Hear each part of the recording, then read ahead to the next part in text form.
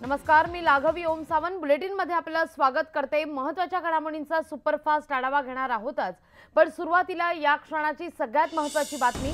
पुण्यातून काँग्रेसला अखेर उमेदवार मिळालेला आहे। माजी आमदार मोहन जोशींना पुण्यातून उमेदवारी देण्यात आली आहे। भाजपचे गिरीश बापट विरोधात मोहन जोशी असा हा आता सामना रंगणार आहे।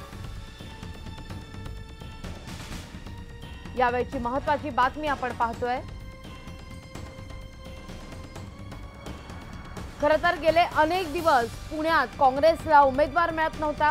उमेदवार मिळत नसताना सुद्धा काँग्रेसने आघाडीने किंबहुना या ठिकाणी प्रचाराचा नारळ सुद्धा वाढवलेला होता। त्यामुळे चौफेर टीका सुद्धा आघाडीवर झालेली होती। पण यानंतर मात्र अखेर पुण्यात आघाडीला उमेदवार मिळालेला आहे आणि माजी आमदार मोहन जोशी विरोधात गिरीश बापट असा सामना पुण्यात रंगणार आहे।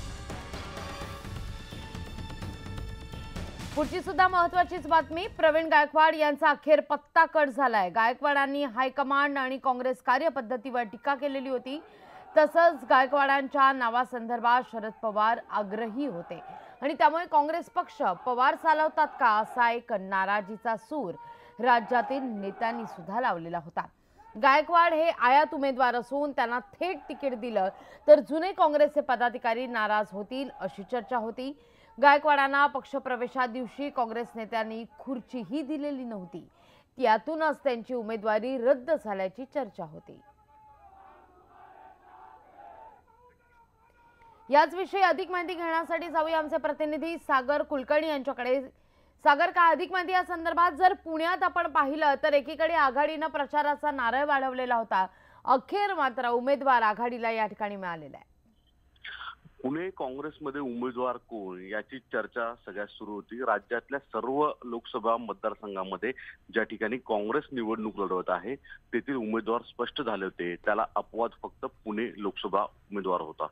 मुळात प्रवीण गायकवाड यांनी 2 दिवसापूर्वी काँग्रेस हायकमांडवर केलेली टीका आणि त्यानंतरनं शरद पवारांच्या आग्रहाखातीर काँग्रेस राज्यातल्या काँग्रेस नेत्यांची इच्छा नसूनही त्यांना प्रवेश द्यावा लागला। या सगळ्या परिस्थितीमध्ये प्रवीण गायकवाड यांचा आविर्भाव किंवा त्यांची बॉडी लँग्वेज ही सरळ सरळ तिकीट मिळाल्याच्याच आवेशात होती आणि त्यांचे पदाधिकाऱ्यांनी तसेच जोशात कामालाही सुरुवात लागली होते। पण अशा परिस्थितीत काँग्रेस हे दिल्ली हायकमांड चालवतं, कारण की दिल्ली हायकमांडवर जर कोण टीका करत असेल तर काँग्रेस सहन करत नाही। हे यापूर्वी नारायण राणे असोत किंवा अन्य काँग्रेस नेते असोत की ज्यांना काँग्रेसमधून बाहेर जावं लागलं अथवा काँग्रेसने त्यांच्यावर कारवाई करावी लागली। याचंच उदाहरण प्रवीण गायकवाड आहेत की काय अशी आता शक्यता वर्तवली जाते, कारण की गायकवाड यांनी केलेल्या टीकेनंतर आता थेट त्यांचा पत्ता कट करून मोहन जोशी यांना देण्यात आलंय।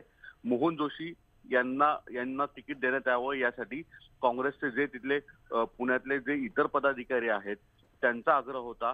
सर्वांचं म्हणणं होतं की आम्ही ताकदीनिशी लढू, जिंकणं पराभव होणं हा निवडणुकीचा खेळ असतो, नंतर ते कालांतराने घडेलच। पण काँग्रेसमध्ये आयता उमेदवार आणून ज्यांनी काँग्रेस हायकमांडवरच टीका केली त्याला जर तिकीट दिलं तर फारसे चांगले संकेत जाणार नाहीत।